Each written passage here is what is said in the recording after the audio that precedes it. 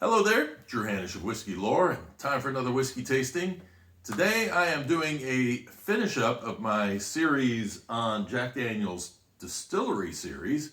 I did a tasting the other day of the maple barrel finished version, and this one is the high toast oak version. So we could call this a Jack Daniel's double oaked because that's kind of what it is. It went through summer of 2014 is when it was distilled, put in its original barrel, aged normally, and then in 2019 they took it out of that barrel and put it into a non-charred high toast barrel.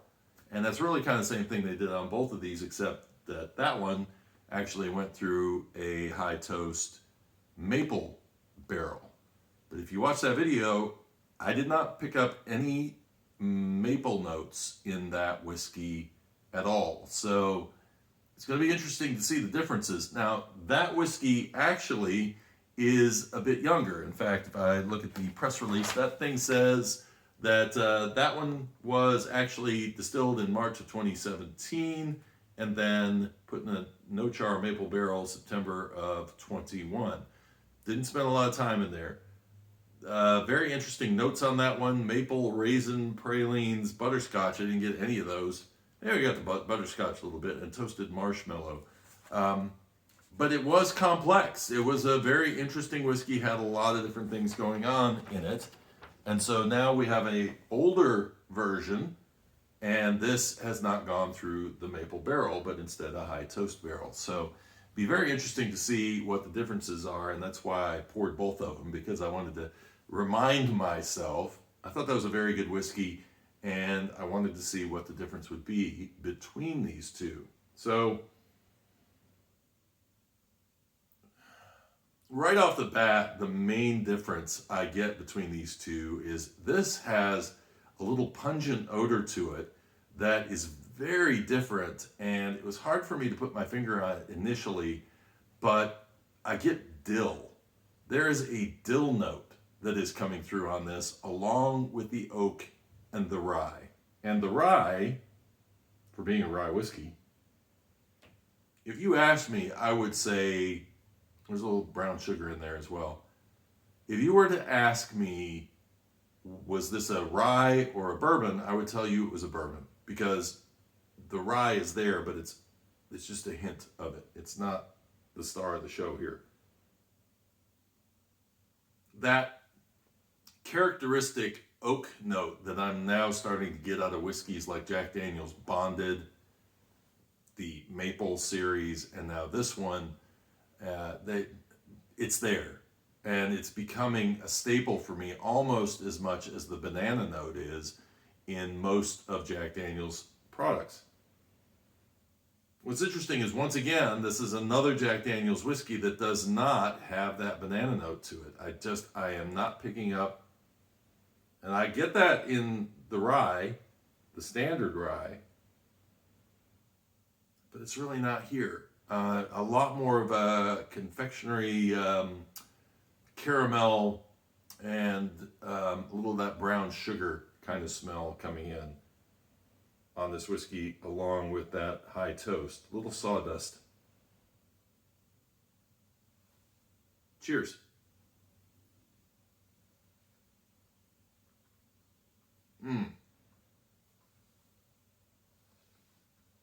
Really nice flavor.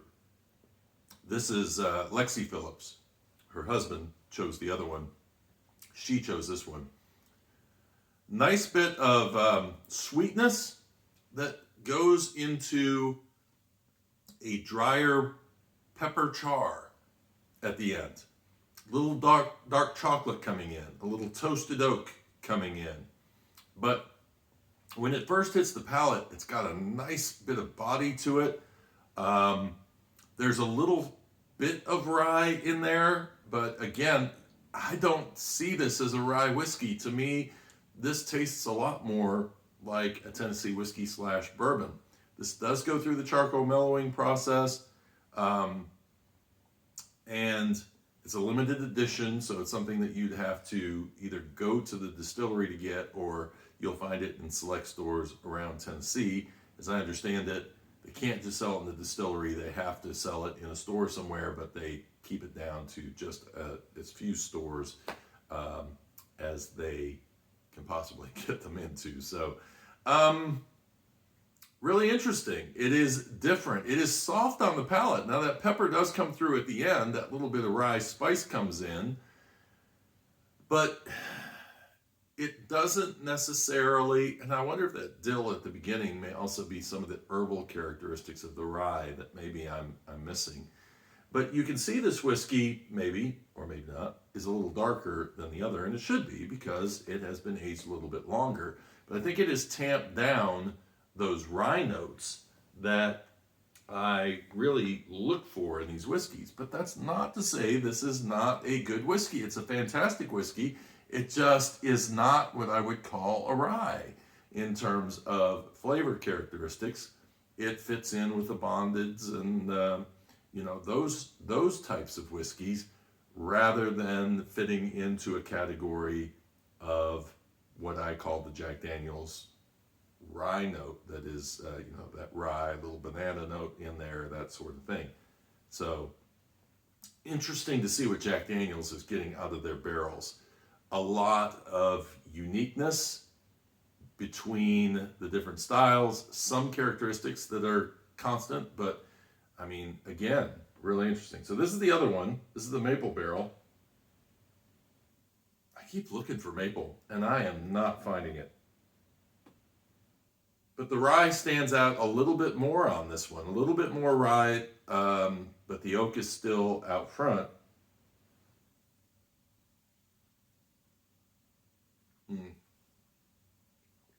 Great mouthfeel. Gosh, these guys know what they're doing. 101 proof. On this one, the ending comes to a bitter char a little bit more, which is a little off-putting. Interesting after tasting the two. This one, the maple barrel, doesn't finish as nicely as, this is the competition between husband and wife, right? The wife, she got it really great on the finish. And honestly, I like the middle of it too. If I'm looking for a rye whiskey, I might be slightly disappointed in what I'm tasting. But if I am just a whiskey fan and looking for a really good whiskey, man, solid on that. This is just kind of the finish ends up with a little bit of that bitter char, just a little. Don't let me oversell that. But this has more complexity to it. So you're getting a little bit more of like a minty character that I pull out of this whiskey. But I just, like I said, I don't get maple. I'm not sure where the maple comes from. So it's really interesting. Both of these are selling, I think it's the same price, $41.99, yes.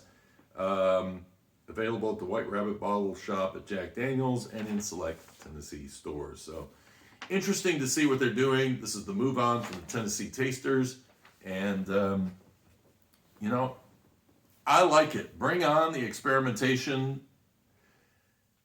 People who look at Jack Daniel's and they go, and you'll get a lot of this overseas, but you'll get a lot of it here too, of people that go, Jack Daniel's, because they're the biggest, right? Because they're the biggest, you go, whatever. They can't innovate. They're not doing anything interesting. They are doing things that are interesting, and it's part of the reason why my opinion of Jack Daniel's has changed from being, old number 7, Sinatra, cool, but bring that whiskey back, to all of a sudden, now they seem to be coming out with some really great whiskeys. $41.99 for half a fifth. That's a little pricey, but what's kind of nice about it is that you can try the pair. You'd be buying a bottle, you'd be paying $80. If you were buying the scotch, you'd probably pay around, $65, $75, $80 anyway. So if this is where your taste buds are at, then it's not such a hard deal in terms of price. What do you guys think? Do these sound interesting to you? Do you also find that Jack Daniel's is really starting to stretch into some very interesting ways, and that your opinion of them may have improved? Or have you always liked Jack Daniel's? Or are you just never going to taste anything that's Jack Daniel's because of the name? It's we all come at this from different directions. Hope you enjoyed the video, and leave your comments below. Subscribe if you want to watch more of these videos, and like if you got something out of this video. And until next time, cheers and slanjava.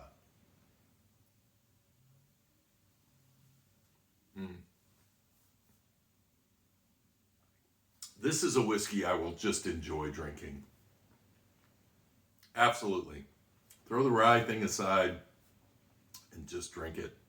It is a nice tasting whiskey.